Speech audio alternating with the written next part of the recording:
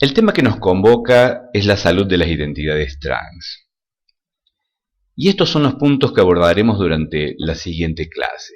La identidad de género, las identidades trans, un poco de la historia, los determinantes sociales de la salud, la situación sanitaria y las demandas en salud, la ley de identidad de género y lo que son particularmente las adolescencias trans. Para adentrarnos en la temática y partir de una cabal comprensión de las identidades trans, se requiere obligadamente introducirnos en el concepto de identidad de género.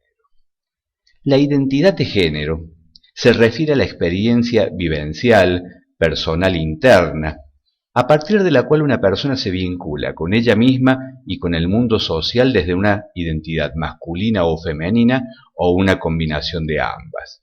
Entre otros aspectos incluye diversas expresiones como la forma de vestir, de hablar, de sentir, de autorreferenciarse, lo cual incluye el sentido personal del cuerpo. A este conjunto se lo denomina expresión o rol de género. En la imagen podemos ver parte de la definición tomada por la Ley de Identidad de Género, de lo cual hablaremos más adelante. Desde estas definiciones podemos empezar a introducirnos en el concepto de identidades trans. El término trans hace referencia a distintas expresiones identitarias como travestis, transexuales y transgéneros. Sin embargo, este término trans puede resultar confuso ya que el mismo abarca un conjunto de identidades y en cierta manera los homogeniza en sus problemáticas, cuando en los hechos presentan diferencias y necesidades marcadas que es necesario conocer e identificar a la hora de pensar un abordaje desde la salud. El punto de encuentro de estas identidades aparece en la no correspondencia entre el sexo biológico y la identidad o expresión de género, la cual no se corresponde con las expectativas sociales y culturales asociadas al sexo asignado al nacer. Es muy importante conocer algunas diferencias de estas identidades y de esta manera evitar errores conceptuales que a la hora de distinguirlas y abordarlas pueden traducirse en prácticas erróneas, discriminatorias u ofensivas por desconocimiento y de esta manera caer en involuntarias violencias. Estas identidades se las representa en la sigla de la diversidad sexual generalmente con las 3T: travestis, transgéneros y transexuales. Y si bien no engloban todo el abanico de las expresiones trans, son al menos las más reconocidas. Hablamos entonces de la primera T, haciendo referencia a la población travesti. Se podría definir como travestis a aquellas personas que nacieron con un sexo biológico masculino, pero que autoperciben una identidad de género femenino, y que en este proceso buscan caracterizar y moldear su apariencia a este género. Esto implica el cambio de nombre por uno femenino, cambios en la vestimenta y a veces modificaciones corporales que pueden incluir tratamientos hormonales, cirugías de implantes mamarios, inyección de siliconas en distintas partes del cuerpo y otras intervenciones, pero sin el deseo de modificar su genitalidad a través de métodos quirúrgicos. Y esto marca una diferencia central. Cuando hablamos de la otra T, cuando hablamos de personas transgéneros, en el contexto latinoamericano, el término se utiliza para describir a personas cuyas identidades de género presentan movilidad respecto al sexo que se les asignó al nacer, pero que tampoco desean cambiar ni modificar su genitalidad.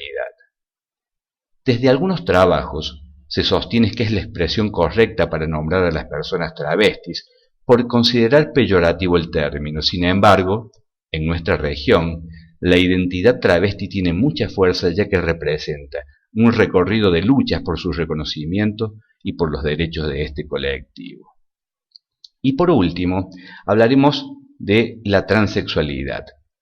El término transexual hace referencia a aquellas personas que manifiestan no sentir que su identidad de género se corresponda con su sexo anatómico. En esto que es percibido como una discordancia generadora de profundo malestar, recurren a tratamientos hormonales e intervenciones quirúrgicas que les permitan adaptar su cuerpo modificando caracteres sexuales de manera que le lleven a adecuar su anatomía hacia el género sentido, lo que incluye la modificación y reconstrucción de sus genitales. Para ser más explícito, cuando decimos mujer transexual, hacemos referencia a aquella persona que nació con un sexo biológico masculino y está o estuvo en un proceso de reasignación hormonal y quirúrgica hacia el sexo femenino. Y cuando hablamos de un varón transexual, es aquel que, habiendo nacido con genitalidad femenina, recurre a los mismos métodos hormonales y quirúrgicos para llegar a encarnar el fenotipo masculino. La no renuncia a su genitalidad es el aspecto que diferencia y distancia a travestis y transgéneros de la transexualidad. Como ejemplo, mientras que para travestis y mujeres transgéneros el pene conforma parte de su placer sexual, para una mujer transexual esta genitalidad implica un malestar, por lo que recurrirá a todos los medios para obtener una modificación quirúrgica de sus genitales y de su corporalidad. Dentro de estas cirugías de modificación están, por ejemplo, las vaginoplastías para las mujeres transexuales, las faloplastías, las metoidioplastías en varones transexuales, al igual que las mastectomías. Pero es necesario, para comprender estas expresiones humanas, mirar un poco la historia. Lo que conocemos hoy en día como identidades trans han existido desde siempre, y así lo aseveran numerosos relatos históricos. Alguien con un recorrido vital largo podría decir, estas expresiones antes no se veían, y puede que tenga en parte razón, pero no era que no existían, sino que no se veían porque el contexto social y cultural no lo permitía. Las restricciones sociales han cercado en el tiempo de manera brutal a estas expresiones, a estas identidades, impidiéndoles nada más ni nada menos que ser. Entonces, estas experiencias debían transitarse de manera muy solitaria, casi clandestina, para evitar la incomprensión y el rechazo social. Hoy existe una mayor visibilidad producto de una larga lucha de reivindicaciones. Y si bien es cierto que el desconocimiento, la discriminación y la transfobia siguen intactos, existen al menos en el terreno de las leyes y los derechos un contexto más favorable de cambios, y al menos socialmente hay actitudes de discriminación que ya no son políticamente correctas. Lo cierto es que lo trans parece ser un hecho remotísimo que ha atravesado numerosas culturas y por lo tanto debe atribuirse a la estructura y a la diversidad propia del ser humano. La tradición mitológica da testimonio de ello y se hace referencia en muchos relatos de la presencia de lo trans, lo cual se remota a las primeras civilizaciones. Así aparecen referencias mitológicas y prácticas en las culturas fenicias, babilónicas, griegas y romanas. En esta última, hasta el advenimiento del cristianismo, donde fueron totalmente suprimidas. En América nos encontramos con diferentes culturas de pueblos originarios que incluían dentro de su organización tribal a personas que tenían una identidad que hoy llamaríamos trans. Entre estas culturas podemos citar a los iroqueses del norte, los esquimales de Alaska, a las muyeres zapotecas de México, el fenómeno Verdalle o dos espíritus de tribus de Estados Unidos y Canadá, donde miembros de la comunidad asumían roles y vestimenta habitualmente femenina y viceversa. Esto es relatado por conquistadores franceses del siglo XVIII. El término Verdache era una denominación despectiva. Por su parte, los relatos de la conquista española dan cuenta de la existencia de estas identidades y de la aceptación e incluso jerarquía de las mismas dentro de la comunidad. Así, diversos relatos en regiones de México, Colombia, Panamá, hablan de estos hallazgos de la conquista, que fueron brutalmente aniquilados, quemados o tirados a los perros, bajo la figura del pecado de nefando, sodomía u acto contra natura, hechos que se pueden constatar en los relatos de Fray Bartolomé de las Casas. En otras culturas, como la hindú o la pakistaní, existen históricamente las hijras. También están las catoístas tailandesas, las fafafines de la Polinesia, las takatapuis maoríes, entre otras expresiones que han atravesado el tiempo. Como hemos podido apreciar, lo trans Es un fenómeno que ha estado presente a lo largo de la historia de la humanidad, teniendo diferentes expresiones según las culturas. Este repaso histórico es simplemente para comprender cómo el contexto cultural es quien determina el lugar que ocupan estas identidades, y de esta manera poder mirar con ojos críticos la construcción que la medicina hizo a partir de la patologización de estas identidades. Hasta la segunda mitad del siglo XIX, toda expresión que se alejara de la concepción binaria de los sexos y de la heterosexualidad entraban en la categoría de pecado y de práctica punible incluso con el encierro. La palabra homosexualidad aparece en textos médicos hacia fines del siglo XIX con la intención de dar una explicación desde la ciencia de estas conductas, lo cual, en cierta manera, significó un avance porque al menos les permitía salir del terreno pecaminoso y de la criminalidad como era considerada cualquier expresión o conducta que pusiera en tensión la heteronormatividad y el binarismo sexual de los cuerpos. Pero como contraparte negativa, estas personas pasaron a ser consideradas enfermas. Por otra parte, la palabra travesti aparece por primera vez en el libro Los travestidos del médico alemán Magnus Hirschfeld en 1911 y posteriormente será el sexólogo David Caldwell quien crea la palabra transexual en 1949 para marcar las diferencias y las diferencias con el travestismo y las características de la transexualidad.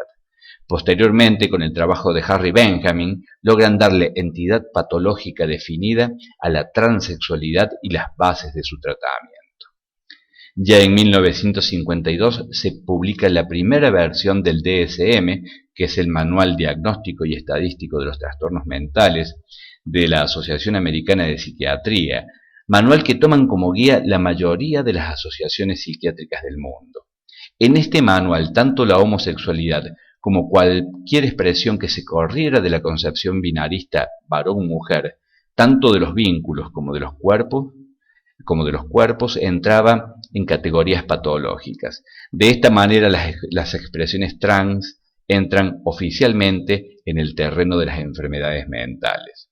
No faltaron en este contexto las supuestas terapias de conversión tanto para la homosexualidad como para las expresiones trans, donde entre otros recursos el electroshock formó parte del arsenal terapéutico. Para profundizar sobre la salud y la realidad sanitaria de las identidades trans, debemos obligadamente partir de los determinantes sociales de la salud, que son las circunstancias en que las personas nacen, crecen, viven, trabajan y envejecen, incluyendo el sistema de salud según la definición de la Organización Mundial de la Salud. Es decir, que son las condiciones sociales y económicas que influyen para determinar las diferencias individuales y colectivas en el estado de salud. Estas condiciones pueden aumentar la vulnerabilidad hacia las enfermedades y están asociadas a los contextos de existencias más que a factores individuales como sería el estilo de vida o la herencia genética. Los determinantes sociales de la salud explican la mayor parte de las inequidades sanitarias, es decir, las diferencias injustas y evitables. Si recorremos las historias personales de la población trans, encontraremos que a partir de la visibilidad identitaria, que generalmente se concreta en la adolescencia, esto genera rápidamente un quiebre con los espacios naturales de apoyo y contención como deberían ser la familia y los ámbitos educativos. La incomprensión y el prejuicio generan de manera explícita o implícita una expulsión a temprana edad del hogar y de las instituciones educativas. De esta manera quedan en un estado de exclusión y de extrema vulnerabilidad, coartando de esta manera toda posibilidad de desarrollo educativo y de inserción laboral.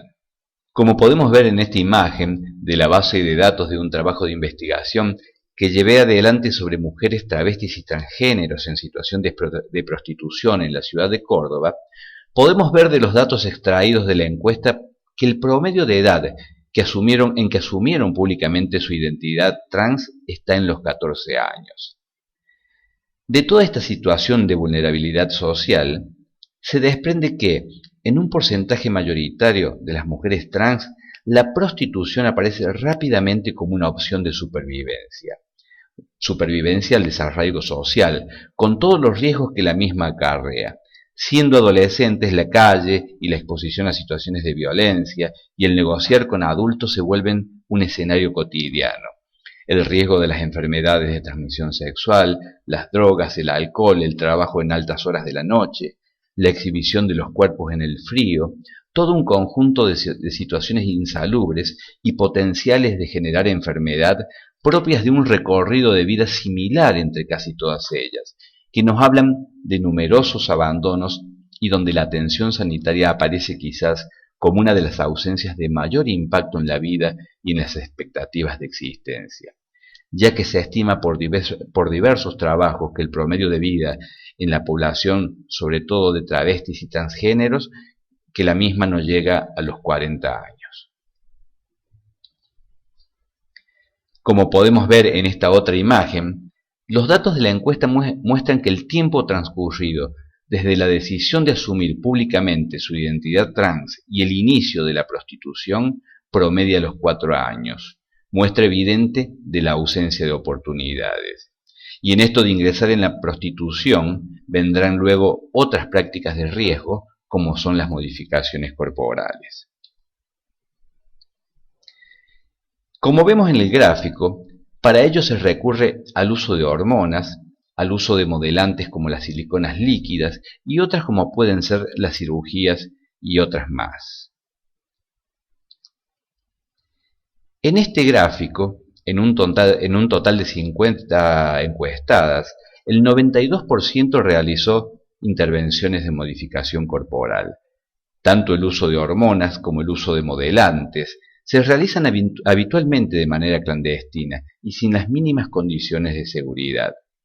Prácticas como el uso de siliconas industriales como modelantes corporales están absolutamente prohibidas.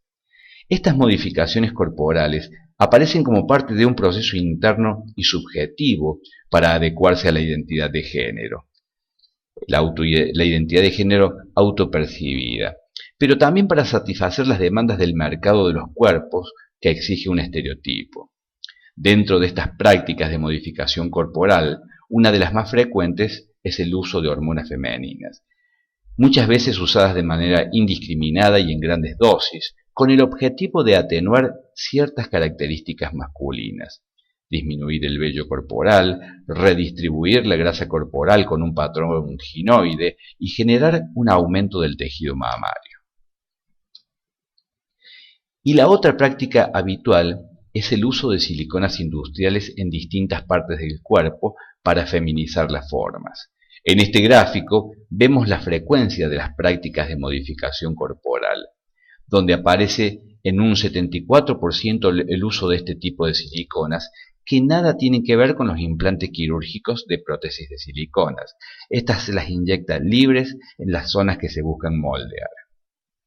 Pero estas prácticas conllevan un sinnúmero de complicaciones. Así, con el uso de estrógenos en dosis elevadas y tiempo prolongado, aparecen como potenciales complicaciones las trombosis venosas profundas, el tromboembolismo pulmonar, los infartos de miocardio, los accidentes cerebrovasculares, la hipertensión, la depresión, la colelitiasis, la hiperprolactinemia, con mayor tendencia a desarrollar un adenoma hipofisario, el aumento de las enzimas hepáticas, la elevación del colesterol y los triglicéridos y hasta el cáncer de mama, entre otros efectos adversos y complicaciones. En la infiltración de sustancias para realizar modificaciones anatómicas, se utilizan diversos materiales, entre ellos las siliconas líquidas, llamadas también dimetil polisiloxano, que son de uso industrial. Los compuestos inyectados afectan toda la región anatómica y se diseminan debido a que con el tiempo y por acción de la fuerza de gravedad tienden a migrar y afectar zonas adyacentes. La presentación clínica puede ser variable, tanto en sintomatología como en gravedad. El examen físico muchas veces confirma la aparición de masas palpables sólidas, nódulos únicos o múltiples, con sensación dolorosa importante, eritema, edema, hiperpigmentación, drenaje crónico del material inyectado, abscesos o fístulas de difícil solución, diseminación linfática y necrosis de los tejidos involucrados. Es importante mencionar que también pueden desarrollarse trastornos inmunológicos sistémicos graves, llamadas enfermedad humana por adyuvantes. También granulomas hepáticos, neumonitis crónicas y alteraciones psicológicas severas. Incluso pueden producirse la muerte de la persona. Hay complicaciones agudas que se dan generalmente de inmediato o a corto plazo y complicaciones que pueden tardar años en aparecer.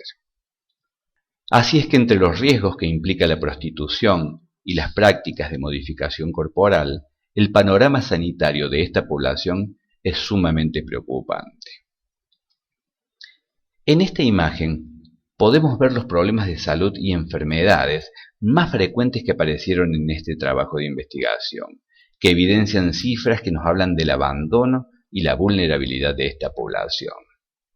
Como vemos, en primer lugar, la fisura anal ocupa un 70%, pero si vemos la cifra del VIH, corresponde a un 52% de las encuestadas y la sífilis un 40%, cifras que nos retrotraen 100 años en la historia. Después le siguen las secreciones uretrales en un 32%, las verrugas genitales, la hepatitis C con una alta incidencia y también la hepatitis B. Un nuevo panorama surge a partir de la Ley de Identidad de Género, Ley 26.743, sancionada en nuestro país el 9 de mayo del 2012 y que pone a la población trans como sujeto de derechos. Esta ley establece, entre otros puntos, el derecho a la identidad de género de las personas, el trato de acuerdo a esta identidad, la posibilidad del cambio registral y un aspecto central, garantizar el acceso a la salud integral y a las modificaciones corporales en caso de ser requeridas, destacando que esta ley de identidad de género es una de las primeras en el mundo que despatologiza las identidades trans.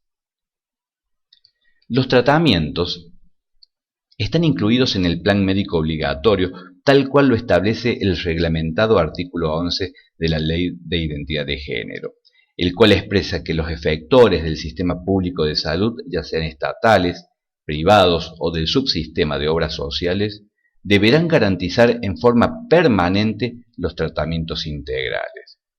Sin embargo, como suele suceder, la implementación de la ley tiene otros tiempos. La posibilidad del cambio registral se puso en funcionamiento en poco tiempo y hoy es posible acceder mediante una serie de trámites ya establecidos en el registro civil al mismo sin demasiado tiempo. Pero sigue pendiente el aspecto más urgente y la necesidad más sentida, el acceso a la salud y la atención integral. Si bien hay intentos de acondicionar servicios y profesionales, en los hechos todavía acceder a la salud sigue siendo un camino lleno de escollos, por lo cual la decisión de acudir a un servicio de salud se transforma muchas veces en una última opción, a veces tardía. La rápida implementación de servicios amigables y formados para dar respuestas a estas necesidades se transforma en una urgencia a la cual el Estado y los profesionales de la salud deben dar respuesta en concordancia con la ley. Destaca para la pediatría el artículo número 12, que plantea expresamente que deberá respetarse la identidad de género adoptada por las personas, en especial por niñas, niños y adolescentes. Los avances en materias de derechos y el respaldo de una ley, como lo es la Ley de Identidad de Género, obliga a replantear los abordajes de la niñez y la adolescencia trans, que paradójicamente han estado excluidos en nuestra formación. Por ello, el contexto actual y el cambio de paradigmas respecto a estas identidades, que lentamente empiezan a salir de los manuales en los cuales fueron catalogados como enfermedad, tal como ocurrió con la última versión del DSM, el DSM-5, en el cual las identidades trans empiezan a ser corridas del terreno de la enfermedad. Y actualmente la Organización Mundial de la Salud está en revisión de la Clasificación Internacional de las Enfermedades, la CIE-10, en la cual para su próxima versión, la C11, también estas identidades comenzarán a salir del terreno de los trastornos y la patología, adquiriendo otros nombres como disforia de género o incongruencia de género, que hablan más de un malestar que de una enfermedad. Nuestra obligación es tener conocimiento de estos nuevos paradigmas y de estos nuevos derechos, y tener la capacidad de orientar tanto a padres como a los niños, niñas y adolescentes que transitan estos procesos que generan mucha desorientación y donde el equipo de salud suele ser el primer espacio de consulta. De allí la necesidad de la formación para la respuesta oportuna y adecuada y poder desde el conocimiento derribar prejuicios que derivan muchas veces en distintas formas de violencia. Uno de los aspectos importantes en esto de brindar respuestas es la capacidad de brindar orientación y contención y estar al tanto de las posibilidades que como médicos tenemos de ayudar en estos procesos, con la intención de dar respuestas a un derecho, pero también para acompañar estos procesos con los mínimos riesgos para la salud. Por ello es importante conocer, por ejemplo, los esquemas de hormonización, brindar asesoramiento e incluso ser parte de este proceso, ya que tal cual lo establecen las guías para el equipo de salud para la atención de la salud integral de las personas trans del Ministerio de Salud de la Nación, cualquier médico puede iniciar este proceso teniendo conocimiento de los protocolos. Es decir, que no es necesario que sea un endocrinólogo exclusivamente quien lleve adelante la hormonización, que la misma se puede iniciar en la adolescencia, en este caso con la autorización de los padres o adultos responsables, y que la tendencia en los países desarrollados y con mayor experiencia en estas temáticas es a iniciar estos procesos de la manera más precoz posible, una vez que hay una identidad de género claramente adoptada y evidenciada, y un deseo profundo de vivir en dicha identidad, con la intención de lograr una mayor atenuación de los caracteres sexuales secundarios. Sí es cierto que es poca la información para la intervención en niños y que la tendencia, como decíamos anteriormente, es de intervenir cada vez más tempranamente para evitar justamente los cambios que se empiezan a desarrollar en la prepubertad y en la pubertad. Pero esto será, lógicamente, un desafío formativo y de actualización del profesional. Recomiendo leer particularmente estas guías para el equipo de salud del Ministerio de Salud de la Nación, ya que las mismas presentan información actualizada y protocolos de atención, no solamente en la cuestión hormonal, sino de lo que es el acompañamiento y seguimiento de las personas con identidades trans. Respecto a las cirugías, como mencionamos anteriormente, estas suelen ser demandadas por las personas transexuales, y es una realidad que en nuestro país y en nuestra provincia prácticamente no hay cirujanos ni servicios preparados para estas demandas que requieren una mano de obra especializada en este tipo de cirugía de reasignación genital. Pero sí pueden ser también una demanda las cirugías plásticas que permitan encarnar estéticamente el género autopercibido, y esto también está contemplado por la ley. El paradigma patologizador, además de la carga negativa que implicaba en sí, era y sigue siendo aún por quienes lo sostienen, en principio una clara contradicción, ya que al mismo tiempo que categorizaba como enfermedad estas expresiones, simultáneamente les negaba directa o indirectamente el acceso a la salud. Eran patologías y sin embargo al mismo tiempo no eran contempladas en la formación ni en la asistencia para dar respuesta. Negación comprensible solo si el punto de partida fuese la discriminación y el prejuicio.